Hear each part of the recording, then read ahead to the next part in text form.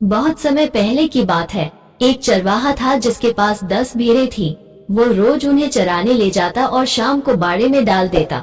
सब कुछ ठीक चल रहा था कि एक सुबह जब चरवाहा भेड़ निकाल रहा था तब उसने देखा कि बाड़े से एक भेड़ गायब है।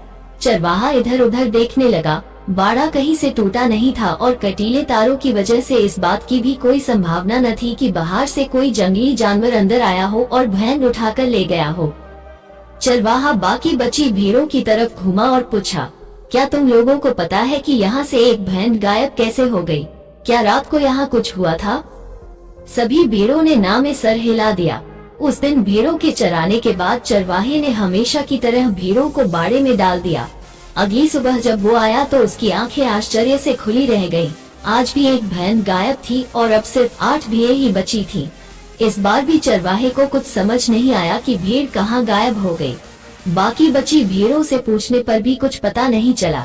ऐसा लगातार होने लगा और रोज रात में एक भेड़ गायब हो जाती। फिर एक दिन ऐसा आया कि बाड़े में बस 2 ही भेड़ें बची थी। चरवाहा भी बिल्कुल निराश हो चुका था। मन ही मन वो इसे अपना दुर्भाग्य मान सब कुछ भगवान पर छोड़ दिया था। आज भी वो उन 2 भेड़ों के बाड़े में डालने के बाद मुड़ा, तभी पीछे से आवाज आई, रुको रुको, मुझे अकेला छोड़कर मत जाओ वरना ये भेड़िया आज रात मुझे भी मार डालेगा। चरवाहा फौरन पलटा और अपनी लाठी संभालते हुए बोला, भेड़िया कहाँ है भेड़िया? भेड़ इशारा करते हुए बोली, ये जो आपके सामने खड़ा है दरअसल भेड़ नहीं, भेड़ की खाल में भेड़िया है। जब पहली बार एक भेड़ गायब हुई थी तो मैं डर के मारे उस रात सोई नहीं थी।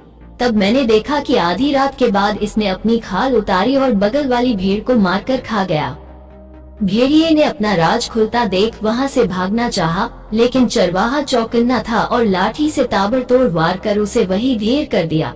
चरवाहा पूरी कहानी समझ चुका था और वह क्रोध से लाल हो उठा। उसने भेड़ से चीखते हुए पूछा, जब तुम ये बात इतना पहले से जानती थी तो मुझे बताया क्यों नहीं? भेड़ शर्मिंदा होते हुए बोली, मैं उसके भयानक रूप को देख अंदर से डरी हुई थी। मेरी सच बोलने की हिम्मत ही नहीं हुई।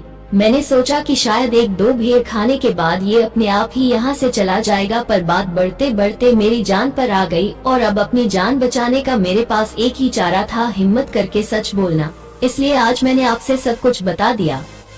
चरवाहा बोला, तुमने ये कैसे सोच लिया कि 1-2 भेड़ों को मारने के बाद वो भेड़िया यहाँ से चला जाएगा?